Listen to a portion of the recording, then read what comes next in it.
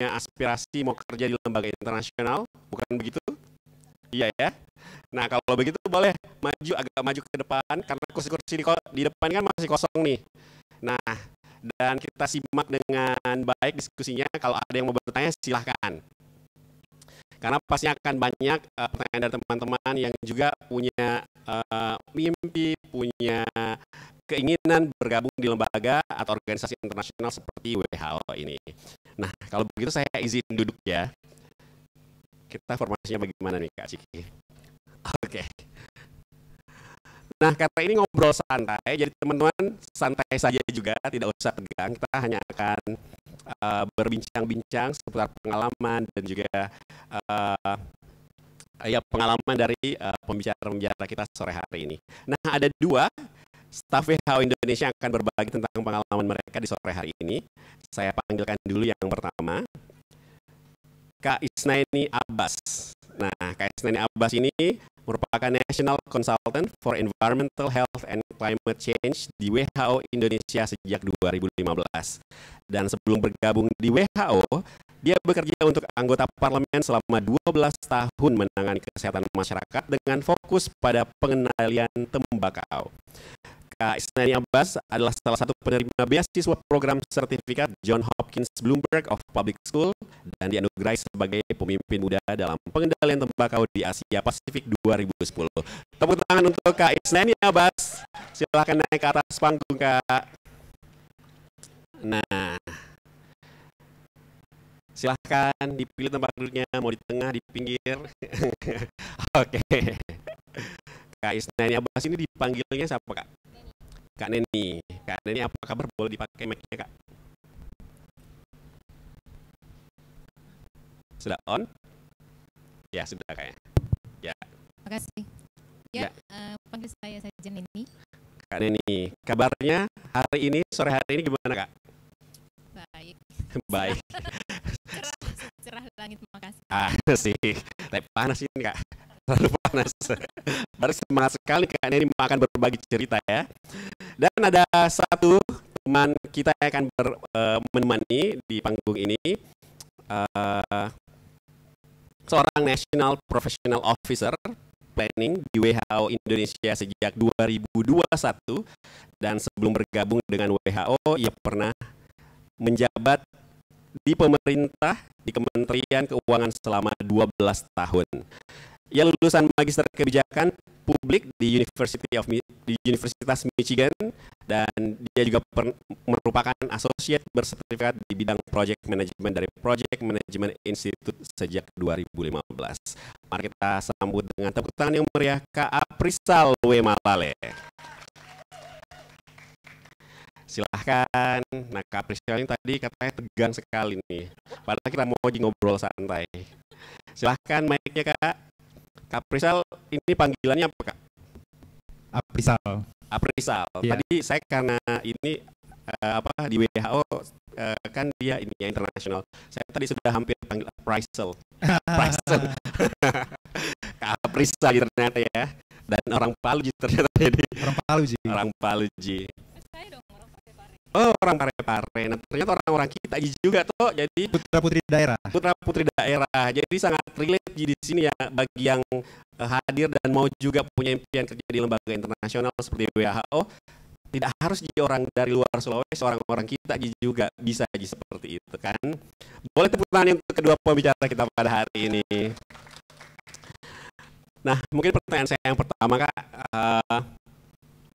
bagaimana sih ceritanya bisa bergabung di WHO? Nah, siapa dulu nih? Silakan, puskesmas atau bagaimana?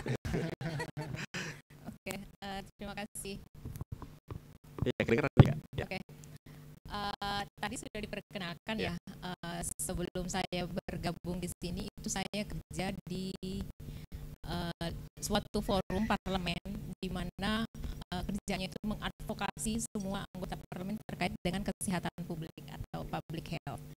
Waktu itu secara dunia itu akan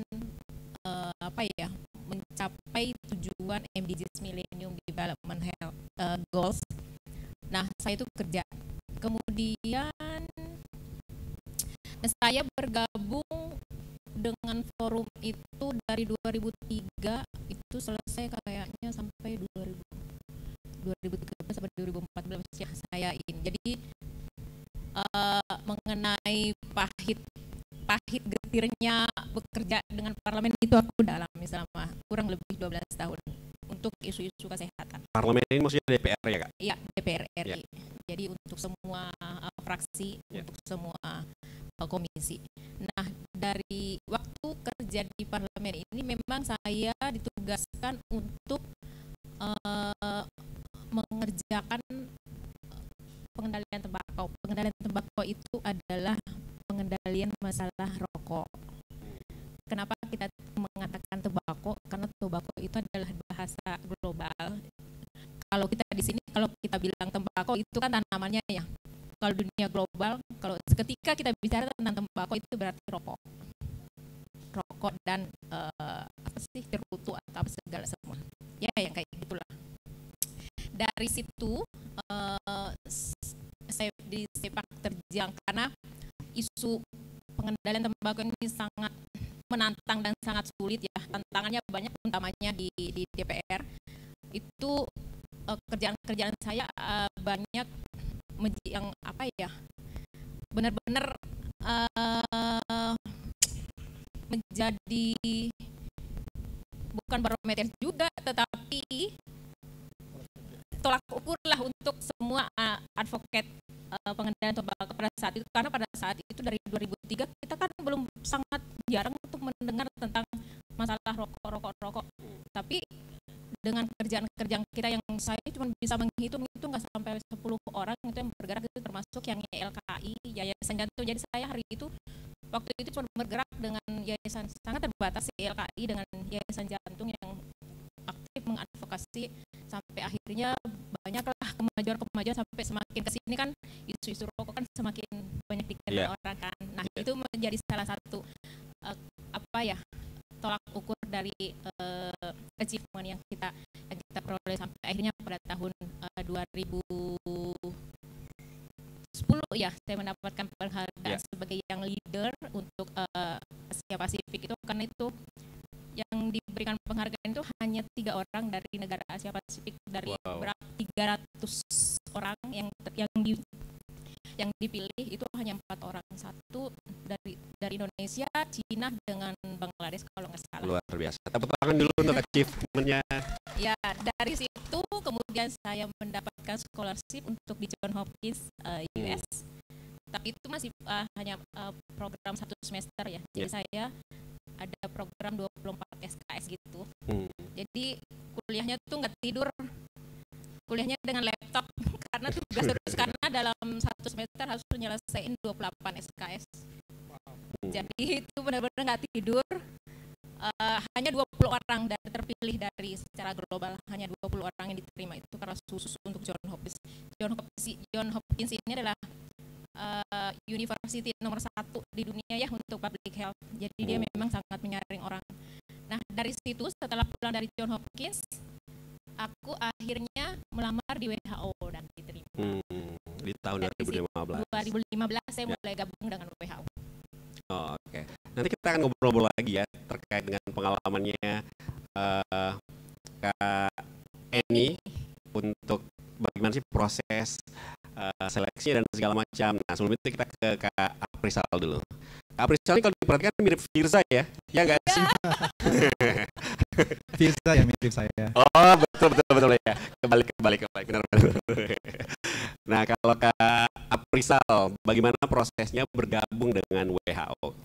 Iya, proses saya mungkin terbilang unik ya, karena saya lulusan dari STAN, Sekolah Tinggi Akuntansi Negara. Oh iya.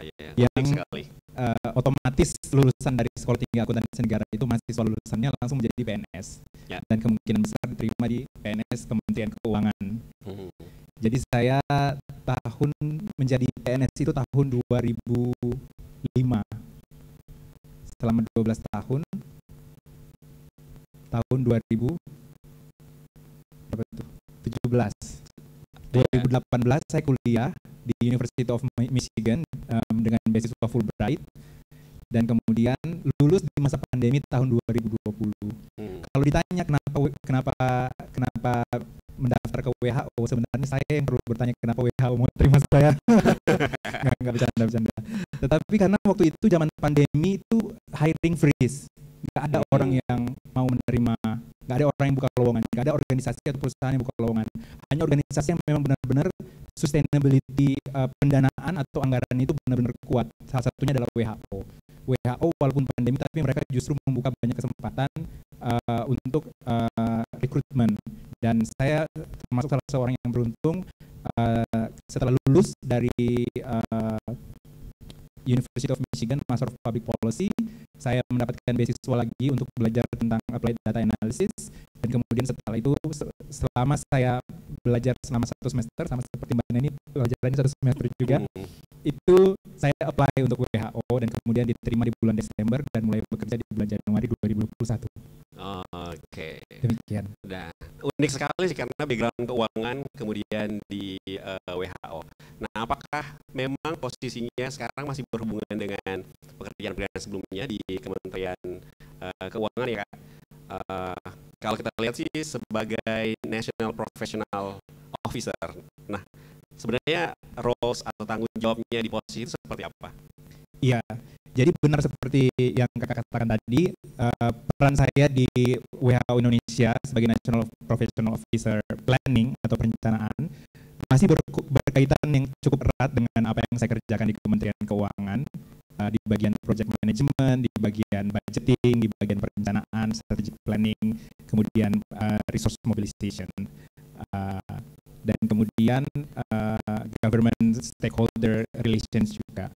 Jadi kerjaan-kerjaan apa yang saya kerjakan di Kementerian Keuangan pada waktu dulu itu Kementerian Keuangan sedang melaksanakan yang namanya transformasi kelembagaan untuk menaikkan rasio perpajakan dari 12% ke 19%, dan kemudian saya salah satu bagian dari project management officer-nya, dan banyak mengurus government stakeholders juga, dan banyak terlibat dengan multi stakeholders dalam artian bukan hanya pemerintah tetapi juga international organization, lembaga donor dan lain-lain.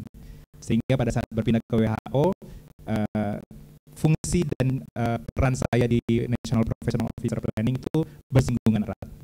Oh, jadi masih relate ya, Kak ya. Oke, sekarang ke Kak nih, Kak. Kalau di posisi Kak ini kan sebagai National Consultant for Environmental Health and Climate Change. Nah, seperti apa perannya di posisi itu, Kak? Apa sih yang dilakukan gitu? Oh ya. Nah, tadi saya gabung itu di WHO itu November 2015. Saya awalnya kan megang tobacco control. Selama 1 tahun saya megang tobacco control karena pada saat itu officer untuk National Tobacco itu lagi maternal leave, lagi cuti hamil. Jadi saya menggantikan untuk sementara. Tetapi ketika kontrak saya udah berakhir karena orangnya udah datang, akhirnya saya ditawari kamu mau megang environmental health nggak gitu kan? Karena saya orangnya nggak ini, saya kalau ditawari oke, saya mau gitu kan, saya bisa. Akhirnya sejak pertengahan 2016 itu saya megang environmental health sampai sekarang. Nah, di environmental health itu sangat menantang ya, karena itu ada banyak banget isu yang kita deal seperti wash aja itu ada water, air, sanitasi, hygiene, itu ada 3. Kemudian limbah juga masalah besar. Limbah yang kita sementara fokus untuk limbah medis ya di fasilitas pelayanan kesehatan. Kemudian ada chemical safety. Chemical safety itu adalah pajanan atau paparan dan pajanan dari kimia yang berbahaya seperti merkuri, asbestos, timbal. Timbal itu yang ada di cat-cat. Ini yang kita advokasi sekarang, bahwa anak-anak itu jangan sembarangan menyentuh meja atau monitor atau alat mainan atau apapun yang bentuk cat, karena cat itu di Indonesia itu masih banyak yang mengandung timbal. Itu yang menyebabkan salah satunya adalah autis. Itu enak tuh, makanya kerjanya di environmental health. Jadi orang yang nggak hanya medical, tapi semua saya sendiri selalu excited itu ketika mendengar ada lagi ini apa lagi, apalagi baca informasi-informasi baru. Iya, baca lagi, loh ternyata ini gitu. Nah itu untuk chemical. Ada air pollution ini lagi nih yang saya menyebabkan saya jarang di sini karena harus setiap hari harus memprovide input atau bantuan ke Kementerian Kesehatan dalam hal air polusi ini yang akhir-akhir ini beritanya tuh berita sih sebenarnya. Kalau masalah polusi itu kalau masalah polusi itu sebenarnya udah lama gitu. Cuman sekarang ini lagi heboh-heboh gitu. Kemudian air pollution, kemudian apa lagi ya? Plastik mungkin, isu itu mikroplastik. masuk dalam limbah waste. Itu masuk dalam limbah waste. Ada juga climate change. Karena dunia sekarang menghadapi climate change dan itu kita tidak bisa menghindar. Climate change is real gitu kan. Harus kita hadapi. Nah, bagaimana kita menghadapinya ya? Salah paling yang kita bisa lakukan adalah yaitu adaptasi. Bagaimana kita beradaptasi? Nah, itulah WHO bekerja untuk itu. Jadi untuk environmental health itu isunya itu sangat menarik dan sangat menantang. Jadi ketika saya pertama kali ditawari pada tahun 2016 itu, aku bacain gitu. Oke, aku mau. Intinya adalah jangan pernah menolak. Jangan pernah menolak. Semakin tantangan semakin ada itu akan semakin kita bergairah kalau menurut aku ya. Jadi menimbulkan rasa curious, rasa penasaran, kemudian kita akan belajar terus. Sampai sekarang pun saya masih tetap belajar. Kita akan belajar terus.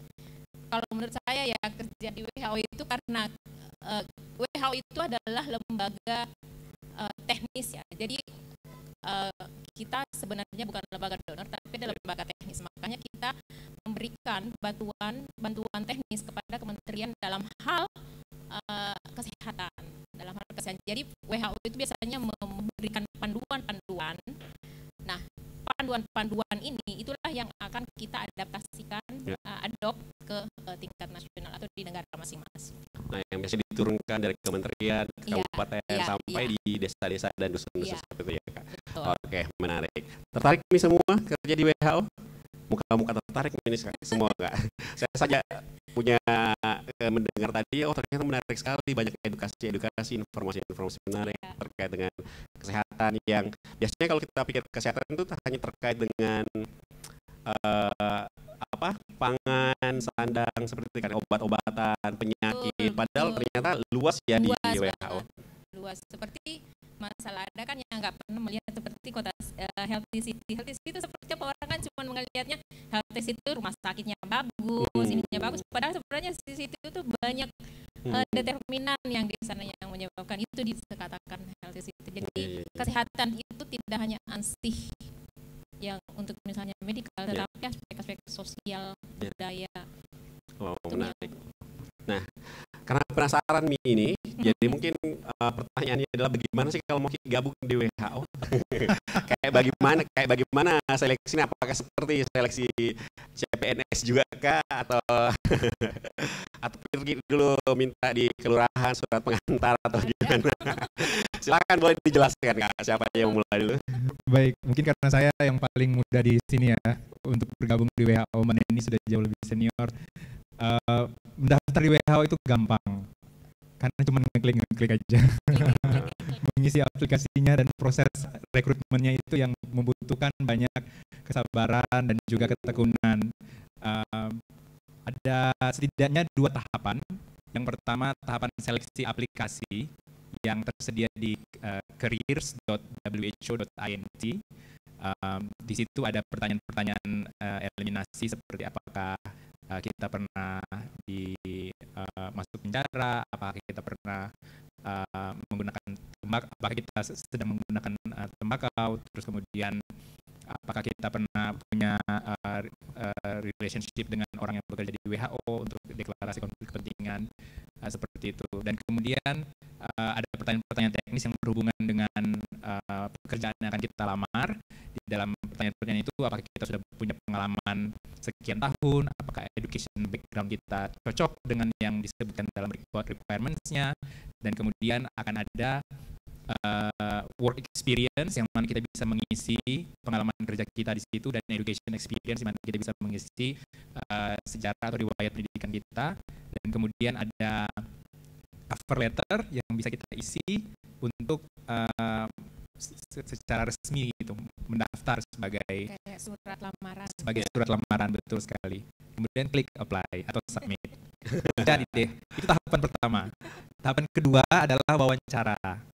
Nah, kalau misalnya kita menjadi kandidat yang di shortlisted atau kandidat yang masuk ke dalam kategori yang dianggap cocok dengan pekerjaan tersebut, maka kita akan diundang untuk wawancara. Wawancaranya ini bersifat kompetensi based interview atau wawancara yang berbasis kompetensi, di mana wawancara ini akan menilai bagaimana kita bisa misalnya bekerja dalam tim, bagaimana profesionalisme kita, kemudian banyak sih komponen-komponennya, ada beberapa. Itu sih, kalau sudah selesai interview akan diumumkan apakah kita lolos menjadi kandidat atau tidak, seperti itu. Kira-kira itu. Tapi mungkin Mbak Neni ada pengalaman yang berbeda atau sama saja di 2015 Mbak Neni? Kalau enggak sih, sama aja, cuman kemarin saya sempat apply lagi untuk untuk internasional kan? Ya, Okay. Untuk internasional. Jadi memang kalau untuk teknis ya, level teknis biasanya selain tadi yang tahap pertama yang sudah dijabarkan oleh Aprisal, itu setelah kita lolos tahap pertama itu akan diundang untuk wawancara. Itu ada dua, satu kompetensi base yang tadi itu kompetensi bagaimana bekerja dalam keberagaman. Kalau di lembaga-lembaga internasional itu semuaan bagaimana bekerja dalam tim, bagaimana bekerja dengan latar belakang berbeda, dengan orang-orang yang berbeda. Karena kan kalau organisasi internasional itu kan stafnya kan dari berbagai negara. Nah, itu yang paling banyak ditanya, yang selalu ditanyakan, bukan paling banyak, tapi akan selalu ditanyakan bagaimana bekerja dengan orang dengan latar belakang yang berbeda, budaya yang berbeda, bagaimana kamu menghadapinya, kayak gitu. Kemudian wawancara yang kedua itu adalah presentasi. Kita akan di email 2 jam sebelumnya bahwa topik yang kamu akan presentasikan judul ini gitu. Jadi dalam kita dikasih waktu 2 jam untuk presentasi, kemudian kita akan presentasi di depan panel di situ. Nah, kalau mahasiswa biasanya pengalaman nih Kak, karena biasanya 30 menit sebelum kelas dimulai baru bikin presentasinya. Begitu toh. Nah, oke. Mungkin teman-teman sudah punya banyak pertanyaan ya terkait dengan pemaparan kita tadi, diskusi kita tadi. Saya persilahkan kalau ada yang mau bertanya, silakan. Jangan malu-malu. Tanya nih. Oke. Boleh dibantu mic-nya atau ini saja? Silakan.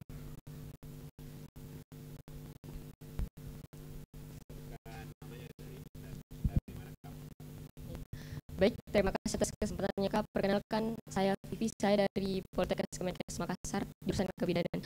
Pertanyaan saya yaitu, apakah ada waktu-waktu tertentunya untuk kita bisa mendaftar di WHO? Kayak kan biasa itu ada waktu tertentu kayak ini paling bagus waktunya untuk mendaftar di WHO, dan saya kan sebagai mahasiswa saat ini untuk organisasi pendukung yang bisa mengantarkan kita masuk ke WHO itu mungkin seperti apa itu Kak? Terima kasih. Oke, terima kasih Vivi. Mungkin kita langsung jawab dulu ya Kak ya, biar tidak terlupa terkait dengan waktu atau periode pendaftaran. Mendaftar, ya, apakah ada kayak ASN? Biasanya kan musim atau waktu pendaftaran satu tahapan seperti itu, silakan Kak. Jadi mungkin saya bisa jawab dulu, Mbak Neni mungkin bisa menambahkan. Tidak ada. Jadi WHO buka sepanjang tahun job opportunities-nya atau kesempatan peluang kerjanya sepanjang tahun. Bahkan mulai malam ini pun Vivi bisa klik careers.who.int dan kemudian mulai lihat lowongan-lowongan apa yang buka. Dan ini juga untuk menjawab pertanyaan yang nomor 2. Karena lowongan-lowongan yang buka, mereka sudah memastikan menaruh requirements, education experience apa seperti apa, professional experience seperti apa, bahasa yang perlu dikuasai seperti apa. Baik itu untuk menjadi national staff atau professional international staff. Karena ada dua. Kalau saya national staff, tapi ada juga international staff. Kalau misalnya Vivi punya keinginan untuk bergabung dengan organisasi tertentu dan juga punya keinginan untuk bergabung dengan WHO, maka pastikan bahwa portofolio Vivi melengkapi organisasi tersebut, melengkapi portofolio Vivi untuk bergabung dengan WHO. Contohnya begini, saya National Professional Officer Planning punya sertifikasi atau tergabung dalam organisasi bersertifikasi di Project Management. Dan ternyata NPO Planning pada waktu dia pembukaan job vacancy-nya itu dibuka, job requirements-nya atau professional requirements-nya salah satunya adalah Project Management gitu. Jadi kalau misalnya Vivi jurusan apa tadi Dek? Sorry. Kebidanan. Kebidanan berarti maternal health ya, reproductive, maternal, neonatal, child, children, adolescent health, RMNCAH. Bisa. Apa itu? Salah satunya lah ya, lingkupnya di situ. Kalau nama timnya di WHO RMNCAH. Jadi portofolionya lihat aja di careers.who.int, kemudian lihat professional requirement-nya apa untuk posisi RMNCAH, National Professional Officer RMNCAH misalnya, kemudian education experience-nya apa, kemudian tugas fungsinya seperti apa, dan kemudian bangun portofolio berdasarkan requirement itu. Mungkin itu dari saya dulu. Ini mungkin silakan Mbak Eni. Iya. Seperti yang disampaikan Nafisa tadi, itu sebenarnya kalau lembaga-lembaga di luar pemerintahan sebenarnya lowongannya setiap hari, malah rajin ngecek di websitenya itu setiap ini. Apalagi kalau dengan background kesehatan, mau mendaftar di kesehatan, peluangnya sebenarnya banyak.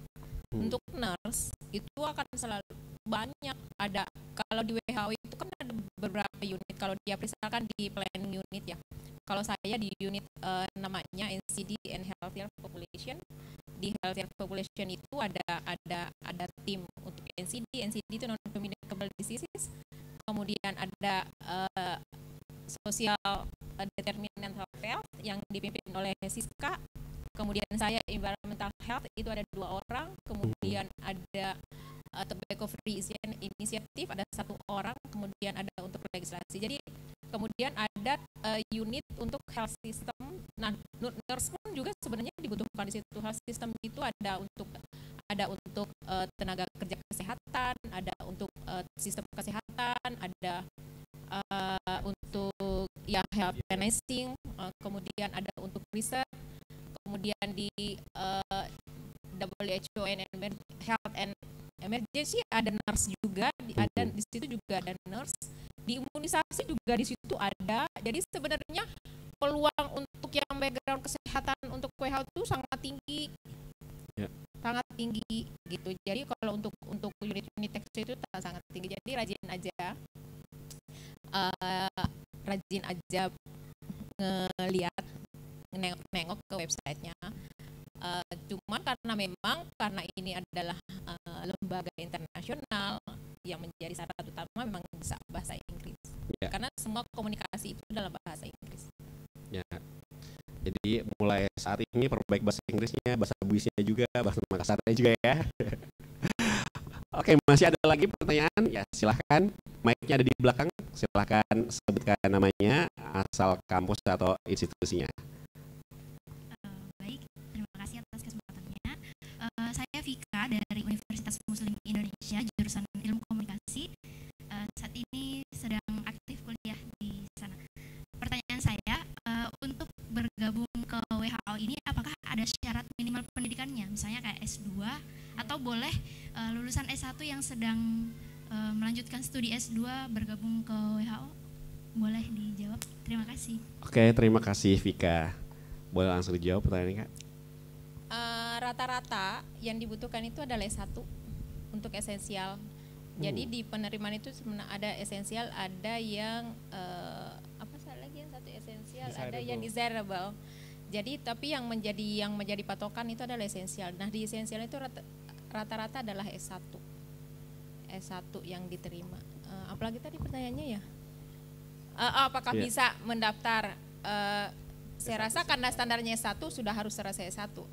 Tetapi ada beberapa teman yang dia sementara menyelesaikan S3, dia dia bisa masuk gitu sambil ada kesempatan. Bagusnya di WHO kita diberi kesempatan sekolah. Jadi dia sambil menyelesaikan S3, mungkin karena waktu itu juga karena pandemi ya. Jadi dia sambil masih di negara tempat dia studi, dia juga bekerja dari remote dari tempatnya dia di WHO. Itu sih waktu zaman pandemi ya. Ya.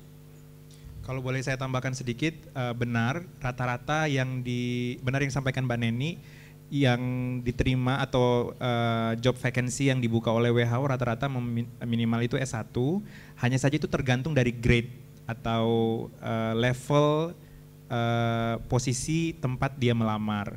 Kalau posisinya misalnya membutuhkan essential educationnya S1, maka akan disebutkan S1. Tapi ada juga yang esensialnya cuma SMA. Ya ada. Ada juga, tapi ada juga yang esensialnya malah S2 karena memang tanggung jawab role-nya posisinya itu jauh lebih besar. Tapi memang rata-rata S1 dan kemudian desirable-nya biasanya S2. Jadi cukup banyak ya posisi-posisi tergantung dari tingkat pendidikannya. Bahkan ada SMA tadi, mungkin ada diploma juga ya Kak ya? Iya betul. Ya, jadi silakan dipersiapkan memang bagi yang masih kuliah nih yang sebentar lagi lulus, boleh dicek syarat-syaratnya apa saja, jadi masih ada kesempatan untuk melengkapi persyaratannya, terutama dari skill dan mungkin sertifikasi yang dibutuhkan, kompetensi yang dibutuhkan tadi. Masih ada yang mau bertanya? Yang di belakang dulu boleh.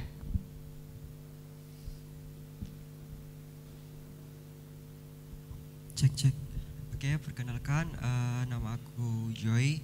Jadi pertanyaan saya di sini adalah apakah ada dari teman-teman ibu dan kakak yang jurusannya itu sangat jauh dari jurusan kesehatan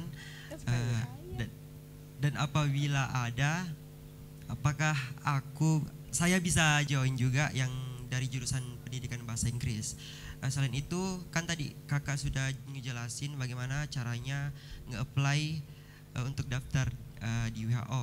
Nah pertanyaan saya, bisakah kakak memberikan tips-tips untuk mengikuti wawancara mungkin saat daftar?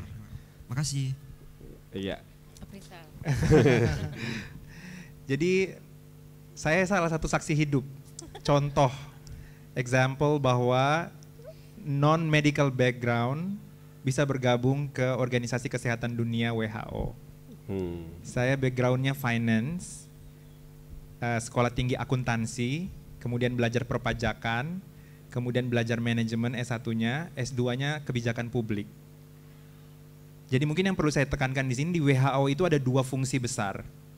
Yang pertama technical function, yang kedua enabling function. Technical function ini seperti Mbak Neni, environmental health.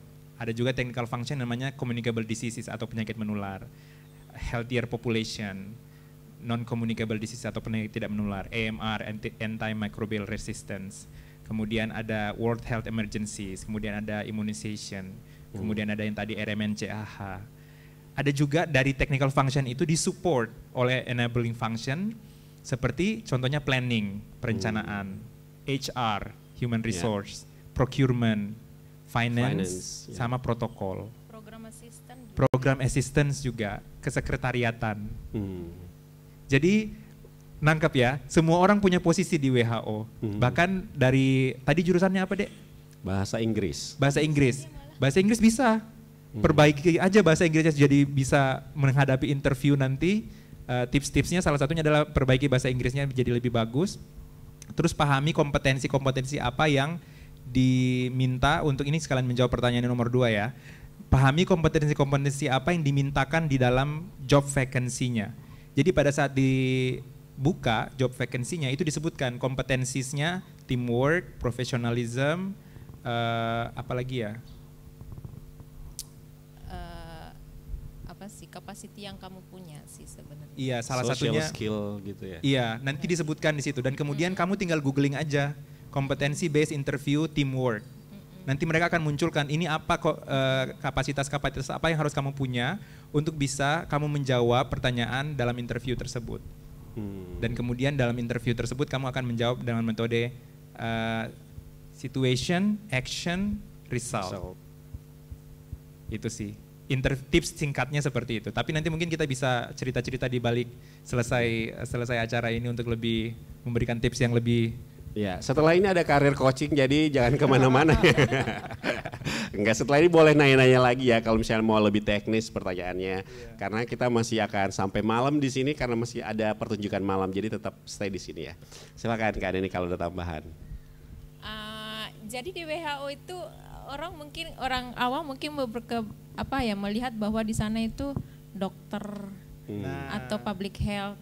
Di sana tuh multi background, ada banyak. Saya aja bukan dari non health sebenarnya backgroundnya. Background saya dalam hal pertanian loh. S1 S2 saya pertanian, cuman S2 saya memang kebetulan tesis saya adalah climate change. Jadi memang saya berani ngambil ketika ditugasi untuk memegang environmental health karena memang lebih banyak bersinggungan, kemudian juga experience pengalaman saya yang saya sudah dapat ijazah dari John Hopkins walaupun satu semester ya, tapi untuk public health itu lumayan membantu gitu. Nah tips-tipsnya tadi sudah sebagian disampaikan oleh Aprisa. Jadi benar-benar itu tidak akan pernah melenceng dari persyaratan yang akan diminta di job vakansi itu. Jadi kalau misalnya kompetensinya apa yang dibutuhkan itu aja fokus di sana ngelihatnya atau nanti mempersiapkan jawaban untuk ketika interview. Dan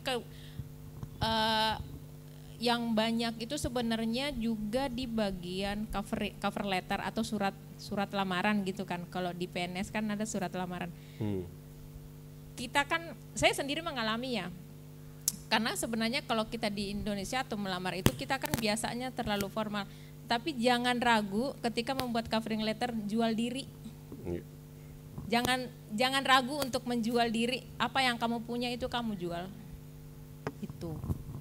Dan itu akan pasti dilihat di covering letter. Jadi waktunya show off di betul. Cover letter kita. Karena aku melihat ya budaya kita itu sebenarnya punya banyak kemampuan. Tapi kita tidak pernah berani untuk mengutarakan atau menuliskannya. Jangan malu. Orang di luar itu sebenarnya malah yang dipunyai itu dikit, tapi dia nulisnya hebat gitu loh. Kita sebenarnya sangat bisa melakukan, tetapi kita tuh tidak bisa menerjemahkannya ke dalam bentuk tulisan atau diungkapkan. Jadi jangan ragu, tulis saja semua. Intinya adalah jual diri. Itu yang selalu saya sampaikan. Ya biasa kalau dilihat punya yang orang, begini Ji Padeng. Iya betul, Deh begini Ji. Iya begini Ji.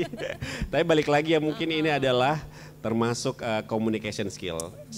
Spesifiknya di writing. Orang dua tuh yang paling jago di belakang. Writing skillnya harus benar-benar mantap dalam menulis cover letternya. Betul. Nah, dan jangan berharap ada ordal juga mungkin ya Kak. Orang dalam tidak di sini. Tidak ada sistem orang dalam di sini. Nggak bisa. Udah kalau kata bilang sih napsi-napsi. Ya. Jadi harus berjuang sendiri. Betul. Karena ketika kita di dalam itu kita bekerja sendiri. Jangan berharap kita ini. Jadi kenapa diperlukan tes itu, bagaimana bekerja dalam teamwork. Ketika kita bekerja kerjaan kita tuh harus memikirkan kerjaan kita bersinggungan dengan unit lain atau ini lain. Jadi bagaimana kita mengintegrasikan atau bekerja sama untuk ini. Itu yang paling penting. Karena ketika kita dalam itu kita akan bertanggung jawab sendiri-sendiri kerjaan kita. Enggak mau minta tolong sama siapa, semua orang sibuk dengan kerjaannya masing-masing gitu.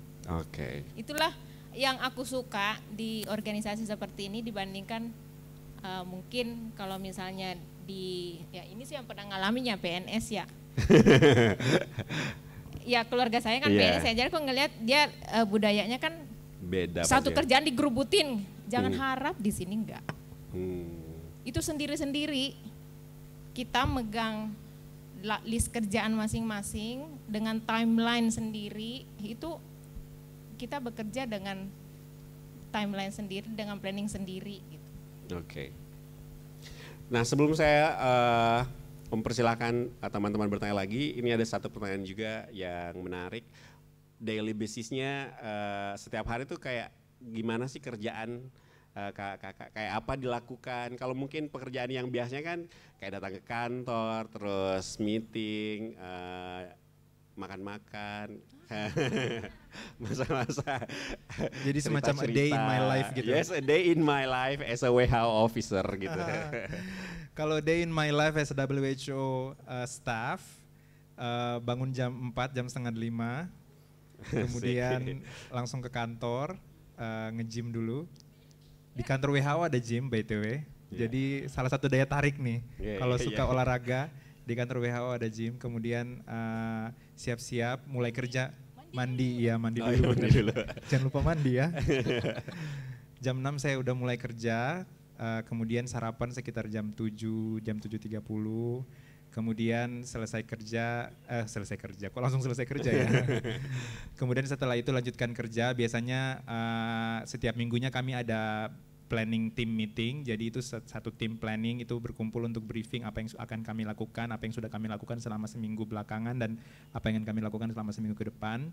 Kemudian biasanya saya melakukan koordinasi dengan government stakeholders, dengan Kementerian Kesehatan, dengan BKKBN, dengan Badan Riset dan Inovasi Nasional, dengan Badan POM, dan kemudian melakukan koordinasi terkait dengan grant agreement atau MOU yang kita sudah kerjasamakan, dengan Bappenas juga.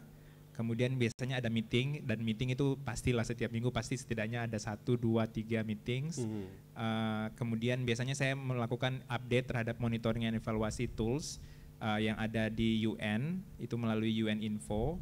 Tergantung dengan musimnya sih sebenarnya. Kalau musimnya mendekati tahun perencanaan program budget yang baru, maka itu akan sangat sibuk. Seperti sekarang ini memasuki program budget 2024-2025, kesibukan itu cukup banyak karena harus merencanakan apa yang akan diimplementasikan di 2 tahun ke depan.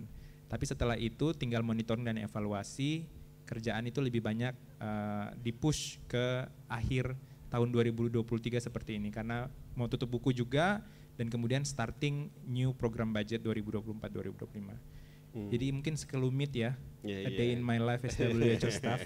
Mbak Neni gimana Mbak Neni? Bangun jam 3 subuh jangan-jangan Mbak? Saingan kita. Sama, bangun jam 4.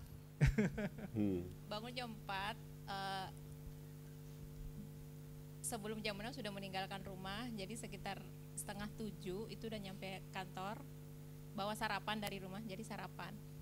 Habis itu langsung kerja.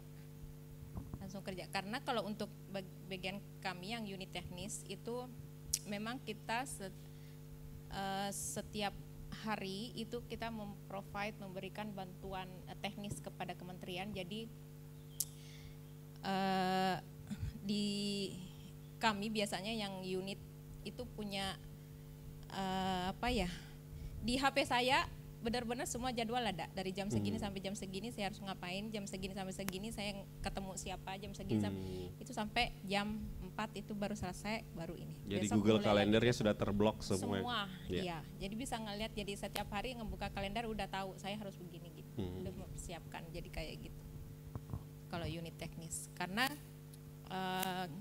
kita akan lebih banyak berhadapan dengan kementerian, apalagi kalau environmental health yang kita hadapi, yang biasanya kita bekerja sama banyak itu adalah utamanya dengan Kementerian Kesehatan, kemudian Kementerian Pekerjaan Umum, karena itu terkait dengan WASH, KLHK terkait dengan chemical safety, air pollution, climate change, Depdagri, tapi yang 3 pokok ini, Kementerian Kesehatan, Bappenas dengan Bappenas ada, Public Works, pekerjaan umum, dan KLHK itu adalah counterpart yang kami akan selalu ada di situ. Untuk environmental health ya. Kalau untuk unit lain itu beda-beda lagi semua gitu.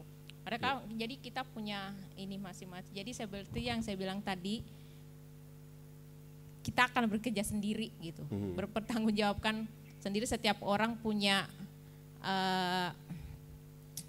role masing-masing, fungsi masing-masing, kemudian itu dipertanggungjawabkan secara profesional atau secara Ya, jadi kalau Iya. KN ini berarti banyak bersinggungan dengan pemerintah ya, Iya, sektor kementerian, pemerintah, iya. kementerian.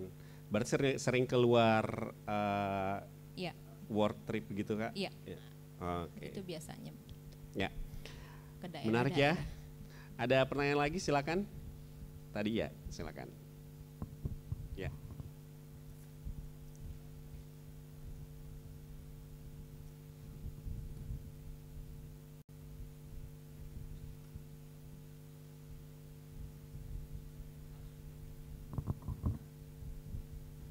Oh, belum nyala. Ya, sudah. Cek ya. Terima kasih atas kesempatannya. Nama saya Asmaul Husna dari Universitas Hasanuddin jurusan Kesehatan Masyarakat. Ya, jadi pertanyaan saya seberapa besar tingkat persaingan atau keketatan dalam pendaftaran di WHO ini, mungkin bisa disampaikan waktu Kak Aprisal mendaftar, kira-kira ada sampai berapa yang mendaftar dalam satu lowongan dan pada akhirnya hanya berapa yang diterima. Kemudian saya juga ingin menanyakan terkait tahapan interview itu dilakukan secara online atau langsung di kantor WHO. Terima kasih. Oke, terima kasih pertanyaannya Asmaul Husna dari Kesmas Universitas Hasanuddin. Passing grade nih Kak. Berapa banyak Yang diterima yang cuma daftar? satu. Cuman satu karena posisinya dibuka untuk satu orang. Kecuali kalau untuk multiple positions atau semacam roster ada memang kodenya multiple position atau roster di lowongan pekerjaan tersebut di WHO, maka itu akan diterima beberapa orang. Tetapi biasanya hanya satu yang diterima. Berapa jumlah yang mendaftar? Mungkin hanya HR yang tahu berapa jumlah yang mendaftar, nggak ada yang tahu berapa jumlah, sama hiring manajernya tentu saja ya, supervisornya. Jadi untuk itu saya mohon maaf saya belum bisa menjawab. Terus pertanyaan kedua tadi dari Asmaul Husna tentang Wawancara. Tahapannya. Sistemnya online atau offline? Oh iya, kalau saya online. Saya kurang tahu kalau Dia lagi di US. karena waktu itu lagi di US dan kemudian lagi pandemi juga. Pandemi, ya. Dan sampai sekarang masih tetap online sampai sekarang ya. Tapi nggak tahu apakah ini akan berubah kebijakannya akan menjadi offline, tapi kayaknya sampai sekarang masih online via Zoom. Ya. Kalau Kak ini bagaimana dulu? Ya seperti yang Aprisal bilang, mengenai ada berapa orang yang mendaftar, kita sama sekali nggak ada yang tahu kecuali HR. Nggak ada, kita nggak tahu. Jadi kalau mau nanya ada orang dalam, jangan harap nggak ada. Kita yang ini aja nggak tahu. Jadi kita nggak tahu ada berapa. Sesama ini sih sejak online ya, sesama yang lolos misalnya kita nggak tahu ada berapa yang lolos sampai ke final itu ada berapa orang taunya.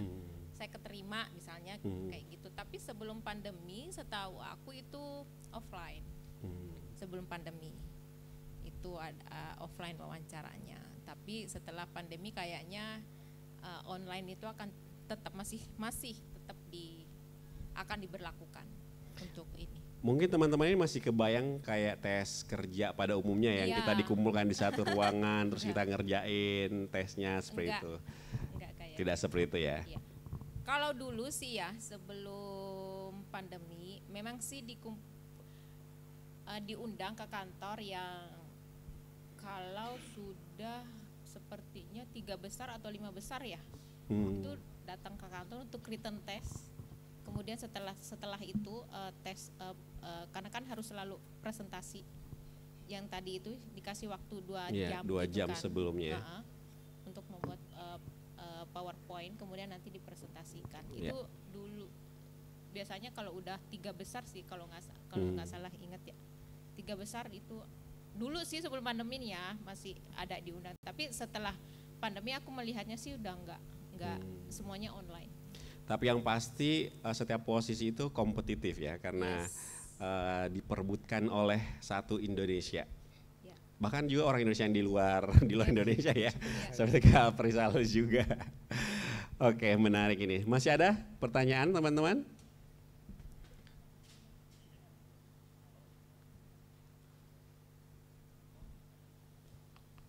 Silahkan. Kenapa jauh sekali Kika? Senang menyendiri. Oh, oke. Kita Jipade. Ya, Assalamualaikum warahmatullahi wabarakatuh. Nama saya Fadli. Yang saya mau tanyakan, apakah teman-teman difabel atau disabilitas punya peluang untuk bergabung di WHO? Terus yang kedua itu, WHO ini ngapain sih? Maksud saya, apakah support system saja, membantu pemerintah dan sebagainya, atau ada program tersendirinya? Oke. Itu saja, makasih. Oke, silahkan mungkin bisa langsung dijawab, Kak. WHO ngapain sih? Atau juga terkait dengan posisi untuk disabilitas? Kalau untuk posisi itu otomatis ada. Sebenarnya kita buka karena lembaga UN itu semua tidak boleh ada diskriminasi. Jadi di semua lembaga UN itu yang prinsip itu yang selalu kita pegang. Jadi tidak ada diskriminasi, semua orang sama. Jadi itu yang prinsip-prinsip itu yang ada di WHO, di WHO. Kemudian WHO itu ngapain sih gitu kan? Seperti yang tadi saya bilang bahwa WHO itu adalah lembaga teknis. Jadi kita itu akan lebih banyak sebenarnya memberikan bantuan teknis kepada pemerintah Indonesia. Jadi bantuan teknis seperti apa? Jadi semua yang masalah-masalah teknis, jadi semua pedoman, semualah apalah prinsip ya, semua kebijakan. Kita akan mendampingi pemerintah gitu untuk contohnya kemarin tadi ini yang COVID kan. Nah itu kan yang menjadi referensi utama itu kan semua dunia tertuju ke WHO karena kan WHO memang adalah fungsi dan role dan fungsinya itu adalah di menetapkan standar untuk kesehatan. Jadi yang biasanya kita lakukan dengan pemerintah itu adalah kita mendampingi pemerintah dalam mengadop standar-standar global ke nasional perspektif ke tingkat nasional, kemudian implementasinya seperti apa itu salah satu ya untuk ini, kemudian mengadvokasi untuk isu-isu global tentang sesuatu isulah yang terkait dengan kesehatan ya kayak gitu. Jadi lembaga teknis kalau mungkin mau dibandingkan dengan setahu saya ya UNDP. Kalau UNDP itu lembaga donor ya, kalau kita itu lembaga teknis. Jadi lebih banyak memberikan bantuan teknis kepada pemerintah. Jadi mendampingi pemerintah dalam mengadopsi dan implementasi. Ya. Ada tambahan Kak Prisal? Iya, ada tambahan. Terima kasih, pertanyaannya menarik sekali Kak. Siapa namanya tadi? Fadli. Untuk tentang apakah WHO memberikan kesempatan kepada orang-orang dengan disabilitas untuk apply ke WHO, sangat. Bahwa ada statement satu paragraf khusus di setiap job vacancy di WHO yang menyatakan bahwa WHO berkomitmen untuk mendukung inklusivitas dan keberagaman di dalam workplace-nya, di dalam tempat kerjanya, tanpa memandang status sosial, ras, jenis kelamin, status disabilitas, dan juga kalau saya tidak salah sexual orientation, dan kemudian marital status, agama, budaya, ethnic dan social economy background, and any other personal characteristics. Jadi sangat berkomitmen untuk mendukung orang-orang dengan disabilitas untuk mendaftar ke WHO. Bahkan ada penambahan paragraf baru di mana orang-orang dengan disabilitas dapat meminta reasonable accommodation atau akomodasi yang beralasan, apakah dia membutuhkan misalnya penerjemah sign language, atau dia membutuhkan screen bantuan untuk membaca, ataupun dia membutuhkan waktu yang lebih lama untuk menjawab pertanyaan interview. Reasonable accommodation akan di-assess atau dinilai oleh WHO dan kemudian akan difasilitasi oleh WHO untuk orang-orang dengan disabilitas. Itu pertanyaan yang pertama. Pertanyaan yang kedua, jadi WHO itu ngapain sebenarnya? Ini juga pertanyaan yang menarik. Jadi ada beberapa hal yang saya sempat catat tadi karena saya juga mempersiapkan beberapa talking point saya. Seperti yang disampaikan oleh Mbak Neni, yang pertama adalah technical assistance and expertise. Jadi keahlian teknis dan dukungan teknis. ini adalah hal yang penting yang menjadi semacam comparative advantage-nya WHO sebagai organisasi teknis di bawah Perserikatan Bangsa-Bangsa. Jadi kita memberikan asistensi kepada pemerintah, keahlian kepada pemerintah di bidang kesehatan secara menyeluruh maupun secara spesifik. Kemudian engagement dengan stakeholder yang beragam.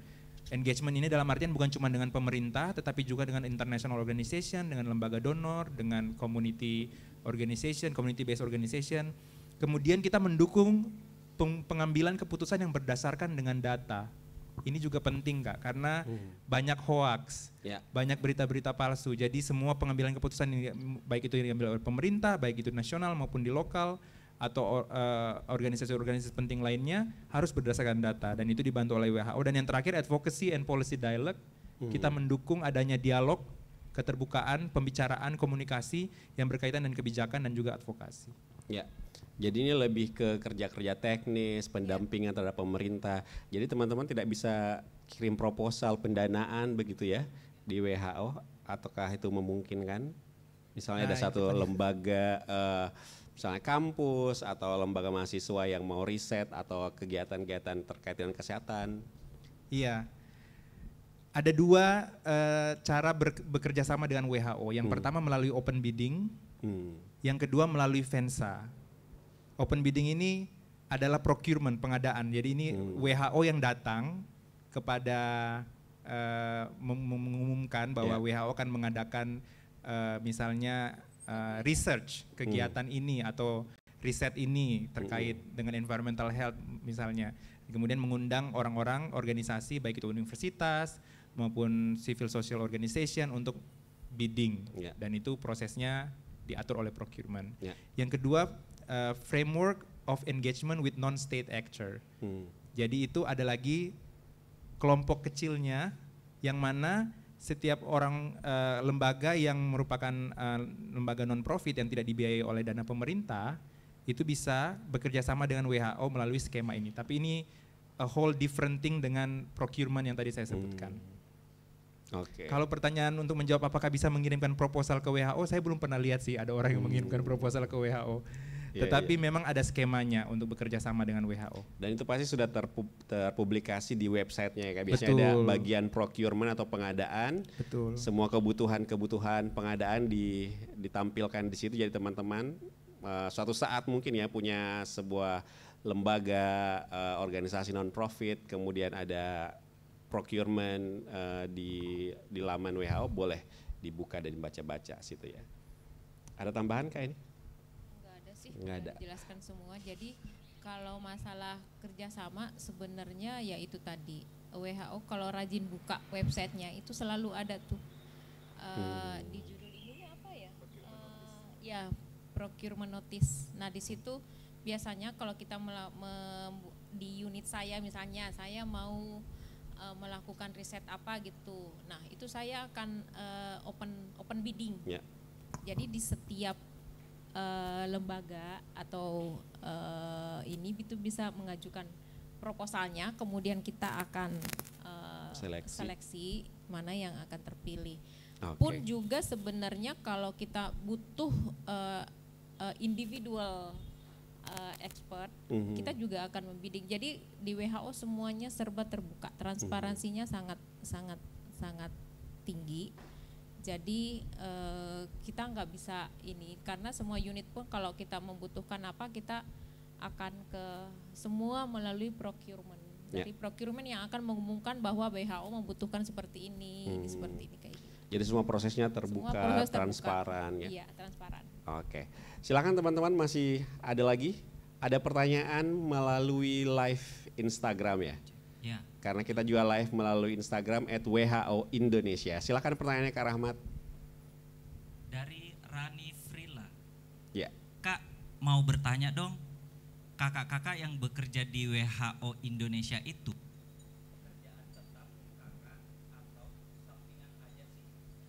Pekerjaan tetap atau sampingan aja?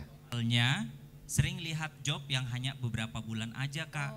Bisa nggak kita berdedikasi di WHO? Oke. So sweet banget ya pertanyaannya. Bisa ini si paling dedikasi nih kayaknya, future employee yang sangat berdedikasi. Silakan Kak. Iya, jadi pekerjaan WHO hanya beberapa bulan. Ini pertanyaan yang menarik dan susah juga untuk dijawab ya. Karena pada prinsipnya ada tipe-tipe kontrak di WHO itu sendiri yang sudah berdasarkan peraturan dari WHO, dari peraturan staff regulationnya, menentukan seberapa panjang atau seberapa lama seseorang itu akan di-hire oleh WHO, dan apabila masih dibutuhkan posisinya, maka kontraknya akan diperpanjang. Nah, yang menarik adalah di staff regulation ini menentukan kontraknya 6 bulan, 3 bulan, setahu saya 3 bulan, 6 bulan, 1 tahun atau 2 tahun. Dan ini adalah hal yang normal. Kalau misalnya memang kita mau berdedikasi ke WHO, ya saya belum pernah melihat sih ada yang cuma kerja 3 bulan di WHO. Dan bahkan ada yang bekerja sudah sampai 20 tahun ada di WHO. 30 tahun juga ada menurut Mbak Neni. Baik. Sampai pensiun mungkin ada juga ya Kak ya? Ada yang baru saja pensiun di WHO. Jadi itu hanya menyebutkan tipe kontrak. Tetapi tidak menentukan, tidak semata-mata menentukan jangka waktu orang tersebut bekerja di WHO. Jadi kalaupun misalnya dibilang, oh tipe kontraknya 6 bulan, berarti setelah 6 bulan nganggur Miki. Enggak seperti itu. Karena itu hanya tipe kontraknya saja, dan kalau misalnya posisinya masih dibutuhkan, maka itu akan diperpanjang untuk jangka waktu berikutnya. Dan itu pun full time ya Kak ya, bukan 6 bulan terus dia sampingan seperti tadi pertanyaan apakah Iya, sampingan? jawabannya adalah iya, full time. Dan tidak boleh mendapatkan penghasilan dari tempat lain. Itu sudah diatur di staff regulation. Endorse Instagram, jadi selebgram, influencer itu nggak boleh. Oh nggak boleh. Buka praktek dokter itu nggak boleh. MC nggak boleh. Nggak boleh ada side job. Oke. Itu sebenarnya kalau untuk yang pegawai tetap, kalau mungkin pernah memang melihat ada 3 bulan, biasanya memang kalau dari unit kita seperti tadi nih misalnya saya akan melakukan assessment, situational assessment, jadi saya butuh konsultan untuk membuat assessment itu. Biasanya saya pengen hasilnya dalam 3 bulan. Jadi biasanya kita akan membidding itu, memposting itu untuk meng-hire hanya untuk 3 bulan. Jadi selain sebenarnya ada yang pegawai, ada yang full time, ada juga sih sebenarnya yang enggak full time. Saya saat ini meng-hire 1 orang konsultan yang enggak full time dia. Jadi saya hanya memakai waktunya sekitar 30%.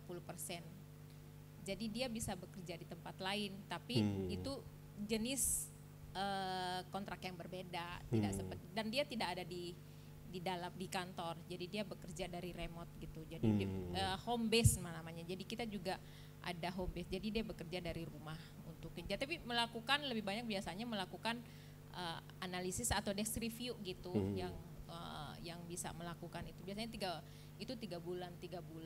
Yeah. Nah kalau yang jenis kontraknya atau jenis pekerjaannya itu full time, emang dia nggak boleh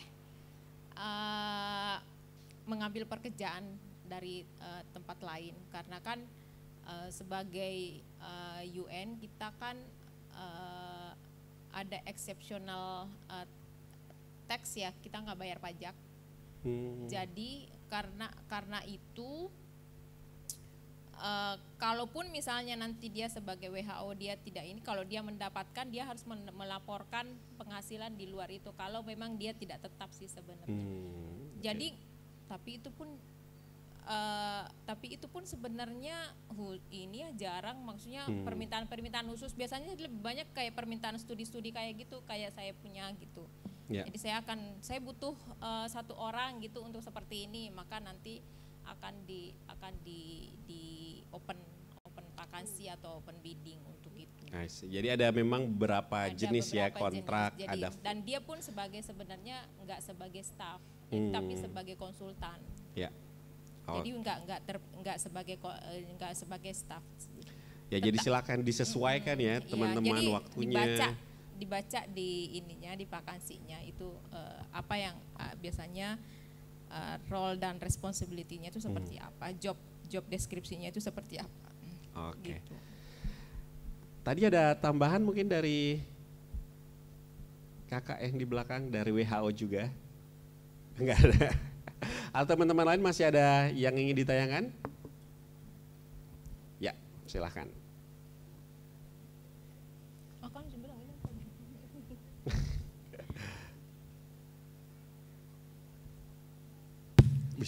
Oke, santai. Terima kasih. Sebelum itu perkenalkan, nama saya Nur Alfi Syahriani dari Universitas Muslim Indonesia Fakultas Ilmu Hukum. Pertanyaan saya yang pertama, apa aja sih soft skill atau hard skill yang harus kita kembangkan sebelum mendaftar ke WHO? Terus yang kedua, apa sih benefit yang kita dapat setelah masuk ke World Health Organization ini? Oke, terima kasih. Oke, terkait soft skill dan hard skill dan benefit. Iya, terima kasih pertanyaannya. Syahriani ya. Syahriani. Terima kasih pertanyaannya. Saya tidak bisa menjawab secara generik. Saya hanya akan bisa menjawab dari perspektif saya sebagai orang yang sudah bekerja di WHO, sedang bekerja di WHO sekarang. Soft skill apa yang saya kembangkan? Yang paling jelas itu adalah project management. Kemudian hard skill apa yang saya kembangkan itu hard skill di bidang finance. Ya. Jadi mungkin itu yang bisa saya sampaikan sih, karena kalau mau dibilang WHO banyak elemen soft skill dan hard skill yang dibutuhkan gitu. Itu tergantung dari posisi apa yang Syahriani nanti mau daftar. Nanti akan ada requirements-nya tersendiri, soft skill-nya apa, hard skill-nya apa.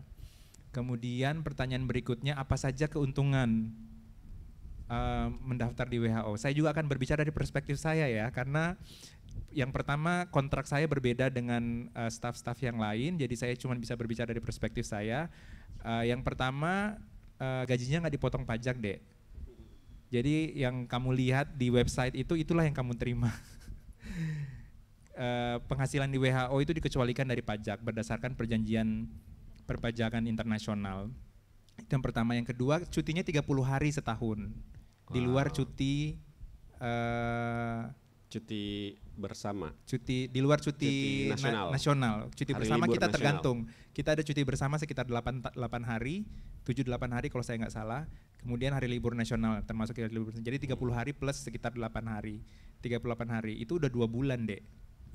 Jadi kamu digaji 12 bulan, kamu kerja cuma 10 bulan. Okay. Terus kemudian kamu dapat staff health insurance atau asuransi yang di cover oleh WHO. Kemudian kamu dapat pension. Jadi jangan pikir cuma PNS doang yang dapat pensiun, tapi di WHO kita dapat pension juga. Kamu juga bisa bergabung dalam voluntary group life insurance, di mana kamu kalau misalnya kamu amit-amit kecelakaan terus meninggal, kamu bisa orang tuamu atau keluargamu yang terdekat itu bisa mendapatkan santunan sampai tergantung dari berapa yang kamu mau sumbang ke voluntary group life insurance itu. Kemudian international exposure, ini tadi benefit-benefit yang menggiurkan dulu ya. Kemudian benefit-benefit lain yang menurut saya menarik juga adalah international exposure. Jadi di WHO itu ketemu dengan orang-orang dari segala macam dunia, dari segala macam negara maksudnya. Dari India ada, dari Sri Lanka ada, dari US ada, dari Pakistan ada, dari berbagai belahan dunia. Dan kemudian exposure dengan diversity-nya, keberagamannya, itu membuat kita jadi lebih merasa bangga dengan budaya kita, merasa bangga dengan menjadi seorang Indonesia, dan kemudian menjadi menghormati budaya orang lain juga. Jadi menurut saya itu salah satu hal yang penting yang perlu dikembangkan oleh kita di masa kini. Kemudian terlibat untuk berkontribusi terhadap kesehatan global di level nasional. Jadi WHO adalah organisasi global, jadi kita mentranslasikan pedoman-pedoman internasional best practices ke dalam konteks nasional. Jadi kita menjadi jembatan antara apa yang terjadi di luar sana, di dunia sana, yang terjadi di Amerika, yang terjadi di Eropa, yang terjadi di Afrika misalnya. Kemudian kita menjadi jembatannya untuk masuk ke dalam tingkat nasional, mengadaptasi apa yang terjadi di sana ke tingkat nasional. Mungkin itu dua sih yang saya syukuri bergabung dengan WHO, selain dengan benefit yang tadi yang saya sudah sebutkan ya. Mbak Neni mungkin ada? Satu, kemampuan soft skill sangat diperlukan sih sebenarnya. Selain tadi disampaikan oleh Harprisal, itu tergantung ya dari unit masing-masing. Tapi kalau saya sebagai orang teknis, kemampuan analitikal, kemampuan analitis, kemampuan mengambil keputusan itu sangat penting karena kita membantu pemerintah gitu. Jadi kita nggak bisa dengan kemampuan skill yang sangat karena kita tuh yang harus mengambil keputusan sendiri gitu, maksudnya mengambil keputusan, kemudian dari keputusan itu akan rentetannya tuh banyak tuh gitu kan. Jadi kemampuan soft skill itu sebenarnya, jadi kalau ada yang orangnya nggak beranian, nggak asah dulu ininya ya, kemampuan soft skillnya untuk bisa bagaimana mengambil keputusan, bagaimana menganalisis sesuatu gitu kan, ya itu dulu yang perlu diasah sebenarnya. Apalagi ya tadi ya benefit? Ya benefit kan tadi udah disebutin semua tadi tuh sama ini bebas pajak. Tetapi ketika kita misalnya diminta oleh pemerintah Indonesia untuk membantu harus ke sini, harus mempresentasikan, itu kita nggak boleh dibayar. Nggak seperti kalau pemerintah PNS setiap dia hadir di suatu rapat atau dia mempresentasikan sesuatu dia dapat honor. Kalau di WHO dan lembaga UN lain itu nggak boleh sama sekali.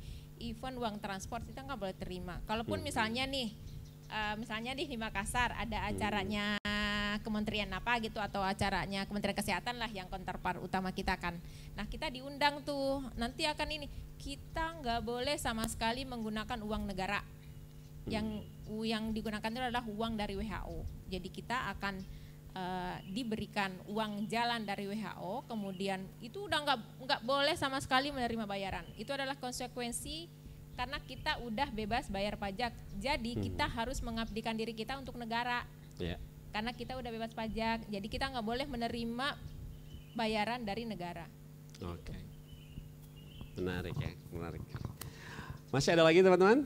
Sebelum kita tutup ya, dua terakhir bisa mungkin ya. Bisa sampai malam ini. Bisa sampai malam penutupan ini.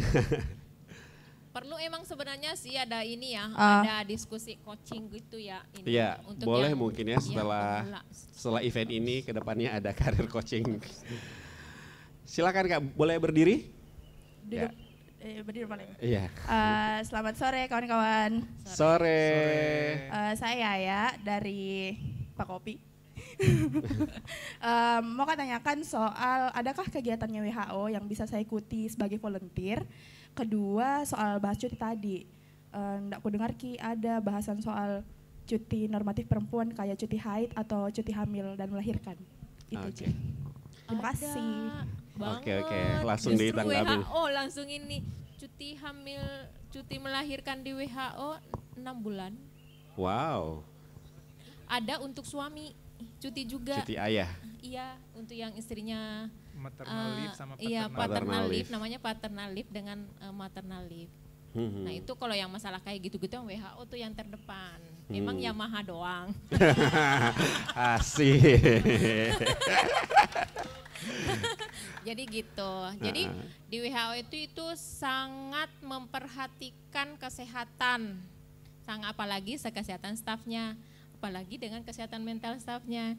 Jadi sedikit-sedikit kita ini, kamu istirahat, kamu ambil cuti. Gitu. Baru sangat work-life balance. Yes. Ya gitu. Okay. Kesehatan sangat diperhatikan. Ya. Itu aja. Nah itu salah satu benefitnya juga mungkin ya. Ya. Sangat diperhatikan hal-hal terkait kesehatan, termasuk kesehatan mental. Kalau kesempatan untuk menjadi relawan Kak? Ada. Ada ya? Iya, ada istilahnya UN Volunteers. Iya, UN Volunteer ada. Iya, jadi coba aja di googling, saya tidak tahu nama websitenya apa, tapi coba aja di googling United Nations Volunteers, nanti di situ akan banyak kesempatan untuk jadi volunteer. Dan juga banyak posisi-posisi yang ditawarkan.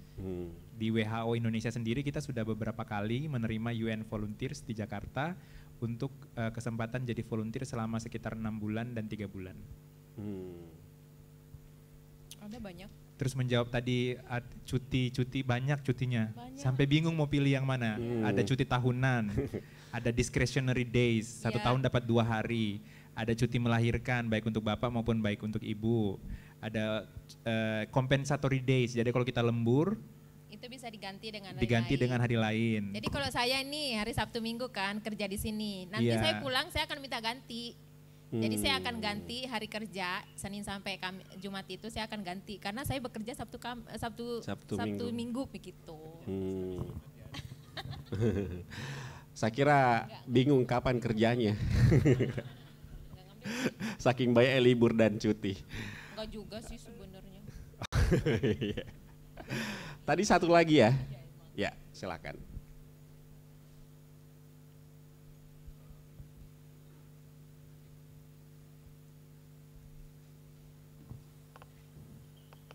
Cek. Oke. Terima kasih atas kesempatan sudah diberikan. Saya memang salah satu mahasiswa psikologi di Universitas Negeri Makassar. Perkenalkan, nama saya Amirul. Ini saya ingin menanyakan menurut saya sebuah hal yang penting seperti itu.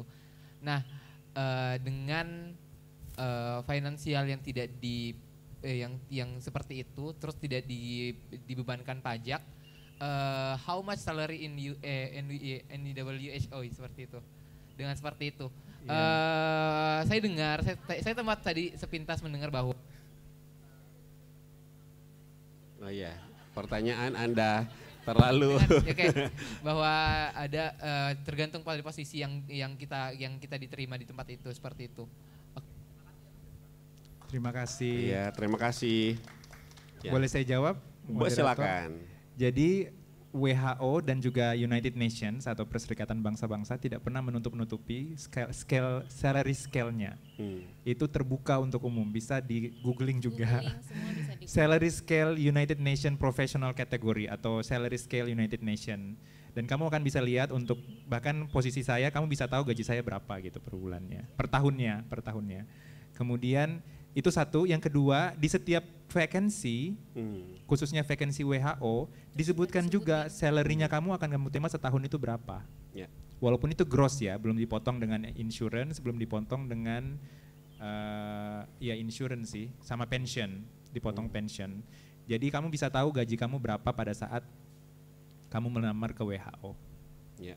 Ya, dan kalau kamu mau cari tahu gaji saya berapa juga kamu bisa lihat di website WHO, website UN maksudnya. Dan itu biasanya di semua lembaga UN ya Kak, setiap lowongan kerja pasti biasanya bagian bawah tuh ada berapa gaji yang akan diterima. Biasanya dalam 1 tahun, akumulasi 1 tahun.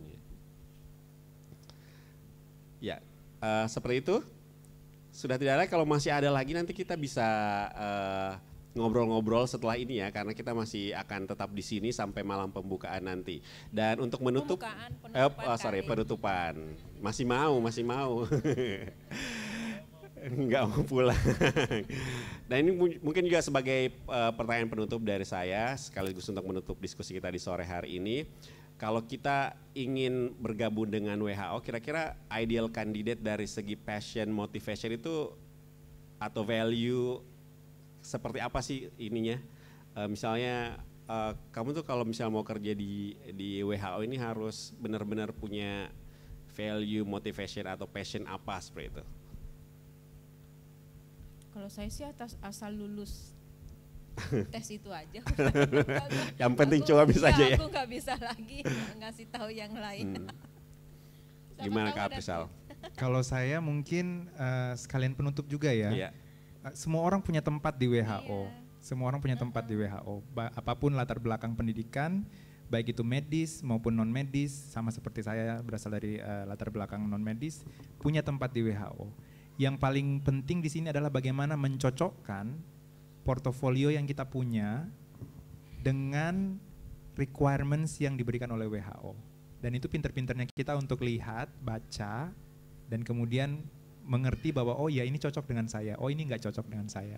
Contoh misalnya saya perencanaan dan kemudian saya mendaftar jadi misalnya NPO health financing, atau mungkin health financing masih ada nyambung-nyambungnya sedikit financing, tapi saya mendaftar NPO essential drugs medicine gitu. Itu kan nggak cocok kan portofolio saya sebagai Kementerian Keuangan ke sana. Tapi kalau misalnya saya pintar-pintar, rajin-rajin membaca requirements education maupun professional background di WHO Careers, maka saya bisa mencocokkan portofolio saya dengan, kalau belum sekarang, karena justru sekarang adalah waktu yang tepat, kalian masih kuliah kan semua rata-rata kan, sekarang adalah waktu yang tepat untuk buka careerswho.int dan kemudian lihat requirements-nya apa aja yang mereka minta tuh. Saya mau jadi ini nih, fokus ke reproductive, maternal, neonatal, children, adolescent health. Oh ini requirements-nya, oh ini kompetensinya, berarti saya harus mengembangkan portofolio saya ke sana. Atau fokus saya malah mungkin ke health emergency.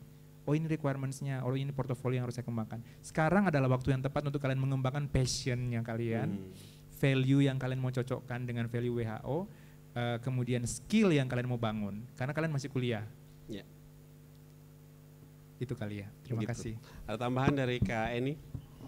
Untuk encouragement teman-teman nih yang pengen kerja di WHO juga. Satu, mengasah soft skill tadi itu, kemudian memperbanyak pengalaman lah ya, pengalaman di lapangan yang the real.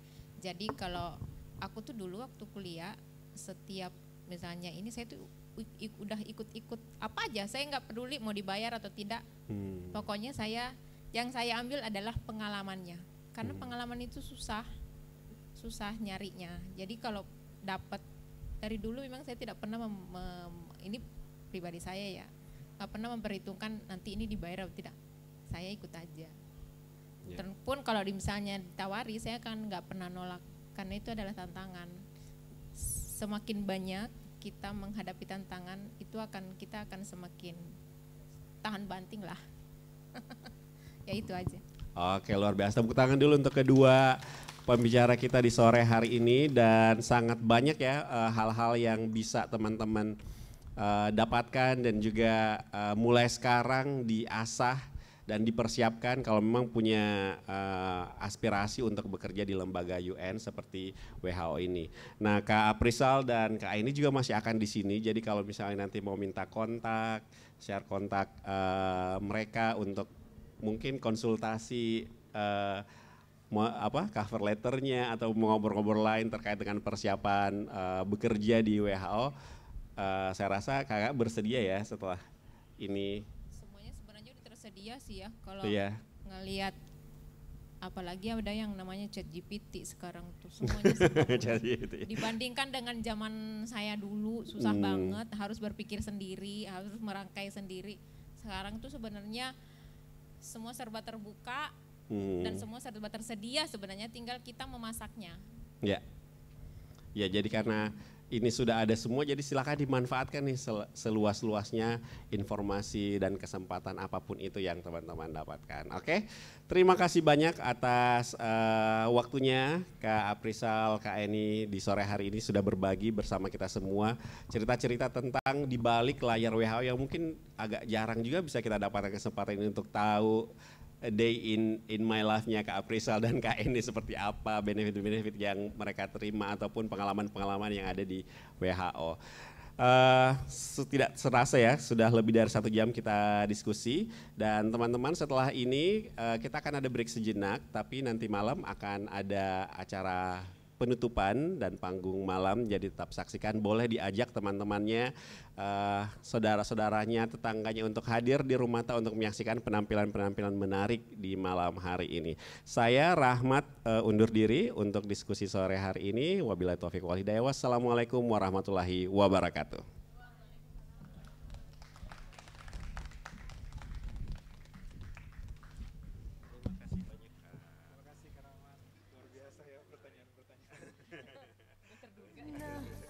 Of a man like you, oh, kiss me like you just did.